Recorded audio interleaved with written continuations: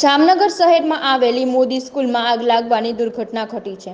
આજે સવારે જ્યારે શાળા કાર્યરત હતી તે દરમિયાન 9:30 વાગ્યાની આસપાસ જ શાળામાં પ્રીમાઇસીસમાં આવેલી ઇલેક્ટ્રિક પેનલમાં આગ લાગી હતી। જોકે શાળાના સ્ટાફની સમય સૂચકતાથી તમામ વિદ્યાર્થીઓને હેમખેમ બહાર કાઢવામાં આવ્યા હતા।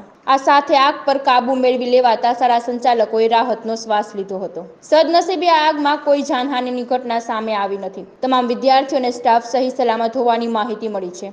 આ અંગે મળતી પ્રાથમિક માહિતી અનુસાર મોદી સ્કૂલમાં ઇલેક્ટ્રિક પેનલમાં શોર્ટ સર્કિટના કારણે આગ લાગવાની ઘટના બની હતી। જોકે આગ લાગતાની સાથે સ્ટાફ દ્વારા વિદ્યાર્થીઓને શાળાની બહાર કાઢવાની પ્રક્રિયા ચાલુ કરી દેવામાં આવી હતી। હું દર્શન શાહ, મોદી સ્કૂલ જામનગર।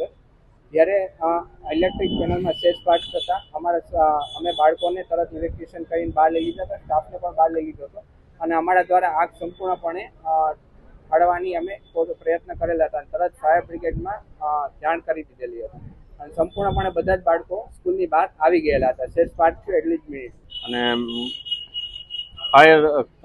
ફાયર સેફટીની સજ્જ હતી એટલા માટે તરત જ અમે બાળકોને ઇવેક્યુએટ કરી લીધા હતા અને તરત ફાયરના બાટલાથી અમે ઠાળવાની અમે પ્રયત્ન કરેલા હતા। જાનહાની કોઈ નથી થઈ। પીજીવીસીએલમાં કાંઈ રજૂઆત કરી હતી આગલા દિવસે? પીજીવીસીએલમાં આગલા દિવસે અમે સ્વાટ થયેલા હતા એની અમે કમ્પ્લેન કરેલી હતી। સવારના ભાગે કમ્પ્લેન કરેલી તરત કમ્પ્લેન કરીએ એટલે સપોર્ટ એનો સારો હોય છે એટલે આવી જ જતી હતી, પણ ક્યાં કારણોસર થયું આ વસ્તુ।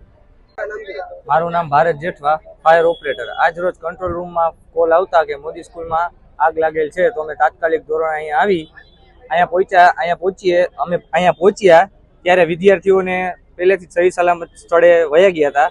એ માટે અમે પહેલા સૌપ્રથમ આગને બુઝાવી અને આગ મીટર બોર્ડમાં લાગેલી હતી એટલે આગને સંપૂર્ણપણે બુઝાવી નાખી।